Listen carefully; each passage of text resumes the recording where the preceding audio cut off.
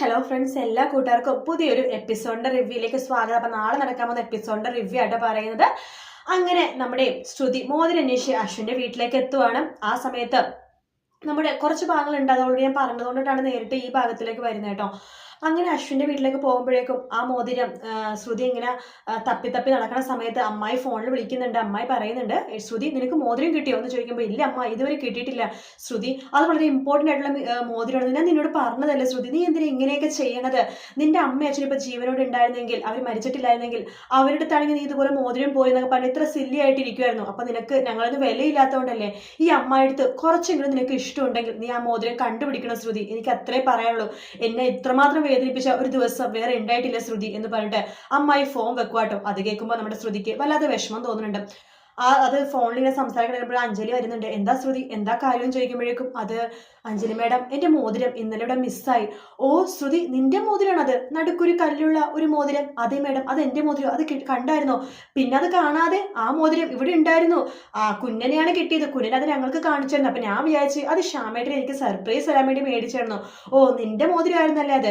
അതെ, കുഞ്ഞന്റെ കയ്യിലുണ്ട്, നമുക്ക് അവന്റെ കയ്യിൽ നിന്ന് മേടിക്കാം എന്ന് പറഞ്ഞിട്ട് അശ്വിന്റെ അടുത്തേക്ക് ശ്രുതിയും അതുപോലെ തന്നെ അഞ്ജലിയും കൂടി പോകുമ്പോൾ അശ്വിന്റെ റൂമിന്റെ അടുത്തെത്തുമ്പോഴേക്കും അഞ്ജലിക്ക് ഫോൺ വരുവാണ്. ശ്രുതി അടുത്ത് പറയുന്നുണ്ട്, നീ പോയി മേടിച്ചോ? അയ്യോ ഞാൻ പോയി മേടിക്കുന്നില്ല, ദേ കുഞ്ഞൻ നിന്നെ തിന്നാനൊന്നും പോകണമെന്നില്ല, നീ പോയി മേടിക്ക്, എന്നെ അത്യാവശ്യമായിട്ട് ശ്യാമേട്ടൻ വിളിക്കുന്നുണ്ട് എന്ന് പറഞ്ഞിട്ട് അഞ്ജലി ഫോണായിട്ട് അപ്പുറത്തേക്ക് പോവാണ്. ആ സമയത്ത് ശ്രുതി അശ്വിന്റെ റൂമിലേക്ക് പോകുന്നുണ്ട്. അശ്വിനെ കാണുമ്പോഴേക്കും അശ്വിൻ ചോദിക്കണം, എന്താ കാര്യം? അത് എൻ്റെ മനസ്സിലായി, നിന്റെ മോതിരമാണെന്ന്. അതല്ലേ? അതെനിക്ക് വേണോന്ന് പറയാണ്. ആഹാ, അത് കൊള്ളാലോ, ശരി ഞാൻ നിനക്ക് മോതിരം തരാം, പക്ഷെ നീ ഞാൻ പറയണ ഒരു കാര്യം അനുസരിക്കണം എന്ന് പറയാണ്. എന്താ സർ എന്ന് ചോദിക്കുമ്പോൾ, ഇന്ന് രാവിലെ നീ എന്നെ ഇടിച്ചു തെറിപ്പിച്ച് പോയില്ലേ, അതിന് നീ സോറി പറയണം, കാതിൽ ഇങ്ങനെ പിടിച്ച് സോറി പറയണം എന്ന് പറയണം. ഞാനിതിനെ സോറി പറഞ്ഞത്, സാറല്ലേ എന്നെ ഇടിച്ചത്, എനിക്ക് സോറി പറയേണ്ട ഒരു ആവശ്യമില്ല സർ, സോറി പറഞ്ഞില്ലെങ്കിൽ എനിക്ക് ഈ മോതിരം കിട്ടാൻ പോകുന്നില്ല എന്ന് പറയാണ്. ഇല്ല സർ, അങ്ങനെ സോറി പറഞ്ഞിട്ട് എനിക്ക് ആ മോതിരം വേണ്ട, സാർ തന്നെ അത് കയ്യിൽ വെച്ചോ എന്ന് പറഞ്ഞിട്ട് ശ്രുതി ദേഷ്യത്തോട് കൂടി തന്നെ അവിടെ നിന്ന് പോകുവാട്ടോ. അതിനുശേഷം ശ്രുതിക്ക് ഒരു സമാധാനമില്ല, കാരണം അമ്മായി പറഞ്ഞ കാര്യങ്ങളും അമ്മായി വളരെ വിഷമിച്ച് ഫോൺ വിളിച്ച് പറഞ്ഞ കാര്യങ്ങളൊക്കെ ആലോചിക്കുകയാണ്. അമ്മായി വീണ്ടും ശ്രുതിനെ വിളിക്കുന്നുണ്ട്. ശ്രുതി മോളെ, നിനക്ക് ആ മോതിരം കിട്ടിയോടി? ഇല്ല അമ്മായി, കിട്ടുവാണെങ്കിൽ ഞാൻ വിളിക്കാം, കിട്ടുവാണെങ്കിൽ ഉടനെ വിളിക്കണം മോളെ, എനിക്ക് അത്ര വിഷമമായി എന്ന് പറയുമ്പോഴേക്കും നമ്മുടെ ശ്രുതിക്ക് വല്ലാത്ത വിഷമം തോന്നുവാണ്. ശ്രുതി വീണ്ടും അശ്വിന്റെ റൂമിലേക്ക് പോകുന്നുണ്ട്. ആ സമയത്ത് അശ്വിൻ ദേഷ്യം കൊണ്ടിട്ട് ആ മോതിരം വലിച്ചെറിഞ്ഞ് കളയാൻ പോകുമായിരുന്നു. ആ സമയത്താണ് ശ്രുതി വരുന്നത് കേട്ടോ. എന്താന്ന് ചോദിക്കുമ്പോൾ, സർ ഞാൻ സാറുടെ എത്ര വേണമെങ്കിലും സോറി പറയാം, എത്ര വേണമെങ്കിലും മാപ്പ് ചോദിക്കാം, എനിക്ക് ആ മോതിരം വേണം സർ എന്ന് പറഞ്ഞിട്ട് സോറി എന്ന് പറയുമ്പോൾ അശ്വിൻ പറയുന്നുണ്ട്, സോറി എന്ന് കാതിൽ പിടിച്ച് പറയാൻ പറയും. അങ്ങനെ ശ്രുതി കാതിൽ ഇങ്ങനെ പിടിക്കുകയാണ്. എന്നിട്ട് പിന്നെ അപ്പുറത്തെ കാതിൽ പിടിക്കും, സോറി സോറി സോറി സോറി എന്ന് പറയുമ്പോൾ അശ്വിന് വെറുതെ വിഷമം തോന്നുന്നുണ്ട്. ശ്രുതി പെട്ടെന്ന് പൊട്ടിക്കരഞ്ഞിട്ട് സോറി എന്ന് പറയുമ്പോൾ അശ്വിന് വിഷമം തോന്നുന്നു. അശ്വിൻ പെട്ടെന്ന് ശ്രുതിയുടെ അടുത്തേക്ക് എഴുന്നേറ്റ് നിൽക്കുവാണ്. ഏയ് ശ്രുതി, ഞാൻ വെറുതെ പറഞ്ഞതാടോ ഇന്ന് തന്റെ മോതിരം എന്ന് പറഞ്ഞിട്ട് കയ്യിൽ കൊടുക്കുവാണ്.